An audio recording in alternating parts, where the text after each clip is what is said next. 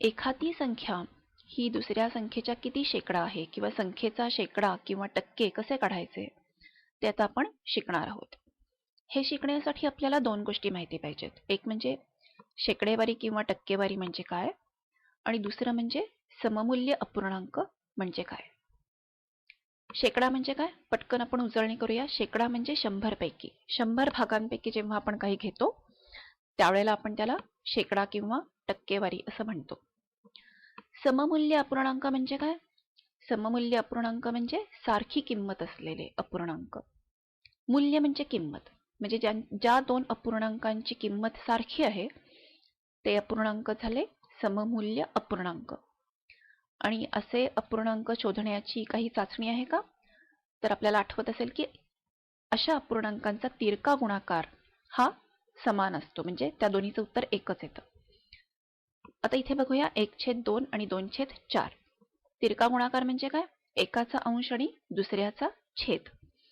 मग 1 चोक 4 आणि 2 दुने 4, 4 बरोबर 4 उत्तर जुळलेलं आहे, म्हणजे हा अपूर्णांक सममूल्य अपूर्णांक आहे. अजून एक उदाहरण बघूया.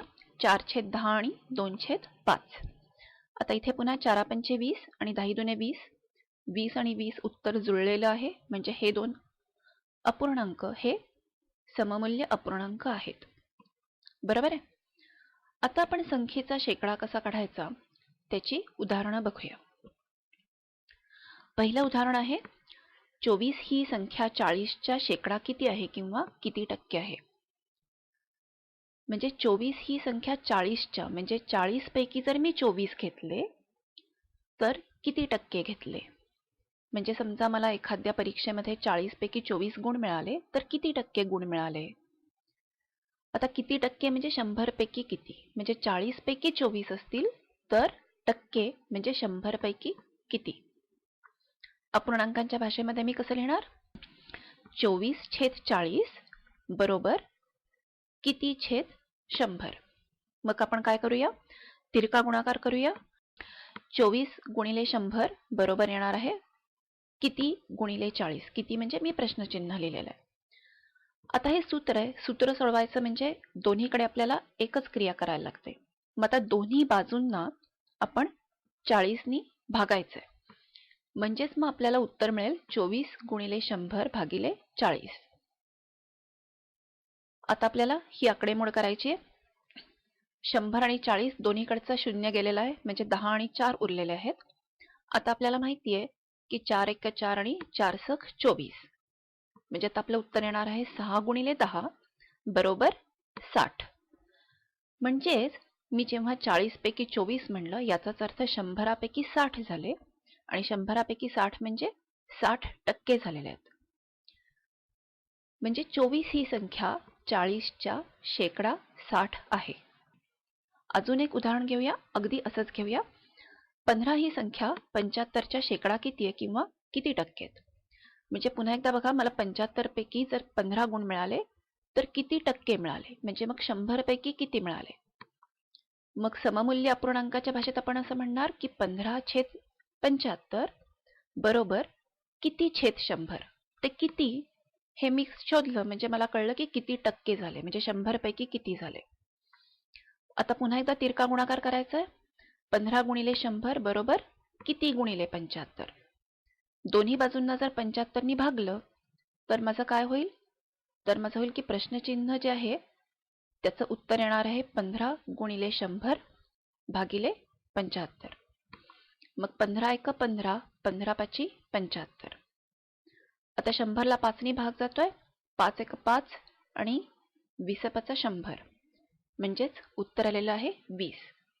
म्हणजे 75 पैकी 15 याचाच अर्थ 20%. म्हणजे 15 ही संख्या 75च्या शेकडा किती आहे, शेकडा 20 आहे किंवा 20% आहे. आता थोडीशी वेगळी उदाहरणं आपण बघणार आहोत. आता इथं असं आहे की 50चा शेकडा 30 किंवा 50चे 30% म्हणजे किती. म्हणजे आता आपल्याला इथे काय कळलेलं आहे की समजा मी असं म्हणाले की मला परीक्षेमध्ये 30% गुण मिळाले आणि माझी परीक्षा ही 50 गुणांची होती, म्हणजे मला गुण किती मिळाले. कळलं? म्हणजे 30% मिळालेत, म्हणजे 100 पैकी 30 मिळाले, तर 50 पैकी किती? अपूर्णांकांच्या भाषेमध्ये लिहूया. 100 पैकी 30 म्हणजे 30/100 बरोबर 50 पैकी किती म्हणजे किती छेद 50. पुन्हा एकदा तिरका गुणाकार करायचा आहे. 30 गुणिले 50 बरोबर किती गुणिले 100. म्हणजेच माझं उत्तर जे असणार आहे ते असणार आहे की 30 गुणिले 50 भागिले 100. आता वरची दोन्ही शून्य उडालेली आहेत आणि खालचे दोन्ही शून्य उडालेली आहेत. म्हणजे 3 गुणिले 5 बरोबर उत्तर आलेलं आहे 15. याचाच अर्थ 50 ते 30% झाले 15. म्हणजेच 100 पैकी जे 30 आहेत ते 50 पैकी 15 आहेत. म्हणजेच 50 ते 30% हे 15 झालेले आहेत. अजून एक उदाहरण बघूया, अगदी आधीच्या उदाहरणासारखं. 300चा शेकडा 70 किंवा 300चे 70% म्हणजे किती? आता पुन्हा बघा, 70% आहेत म्हणजे 100 पैकी 70 आहेत. तर 300 पैकी किती? अपूर्णांकांच्या भाषेमध्ये काय होईल? 70/100 बरोबर किती छेद 300. सममूल्य अपूर्णांक आहेत. तिरका गुणाकार करूया. 70 गुणिले 300 बरोबर किती गुणिले 100. मग या कितीचं उत्तर येणार आहे 70 गुणिले 300 भागिले 100. मग आता 100 त्रिक 300, त्यामुळे खाली 1 आणि वरती 3 आलेले आहेत.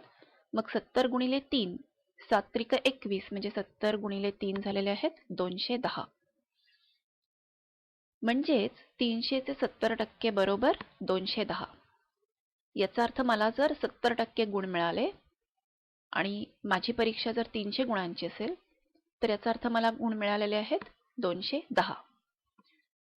300 पैकी 210 म्हणजेच 100 पैकी 70 म्हणजेच 70%. आता ह्याच्या पुढची उदाहरणं ही अजून थोडीशी वेगळी आहेत. 8 ही संख्या कोणत्या संख्येच्या 40% आहे? आपण प्रश्न नीट बघूया. आता हा प्रश्न मला वेगळ्या भाषेत कसा म्हणता येईल की एका संख्येचे 40% म्हणजे 8. कुठल्या तरी एका संख्येचे मी जेव्हा 40% घेते तेव्हा त्याचं उत्तर येतं 8. तर ती संख्या कोणती? आता आपल्याला माहिती आहे 40%. 40% म्हणजे काय? म्हणजे 100 पैकी 40. आता 100 पैकी 40 आहेत ते कुठल्या संख्येपैकी 8 आहेत? किती पैकी 8 आहेत? अपूर्णांकाच्या भाषेत लिहूया. 40/100 म्हणजे झाले 100 पैकी 40 बरोबर 8 छेद किती? किती पैकी 8? तिरका गुणाकार करायचा आहे. 8 गुणिले 100 बरोबर किती गुणिले 40. मग आता ती संख्या काय असणार आहे? 8 गुणिले 100 भागिले 40. 8 एका 8, 8 पंचे 40. 100 ला 5 ने भाग जातोय. 20 पाचा 100 म्हणजे उत्तर येणार आहे 20. 20 एक 20 म्हणजे उत्तर आलेलं आहे 20. याचा अर्थ 20 चे 40% बरोबर 8. म्हणजे काय? 40% 100 पैकी 40 म्हणजेच 20 पैकी 8. म्हणजे मला जर 40% पडले असतील गुण तर आणि माझी जर 20 गुणांची परीक्षा असेल तर याचा अर्थ मला 8 गुण पडलेले आहेत. 40% म्हणजेच 20 पैकी 8. अजून एक अगदी असंच उदाहरण बघूया. 27 ही संख्या कोणत्या संख्येच्या 18% आहे? म्हणजे वेगळ्या भाषेत मला काय म्हणता येईल की एका संख्येचे 18% म्हणजे 27. तर ती संख्या कोणती? 18% म्हणजे काय? म्हणजे 100 पैकी 18 आहेत.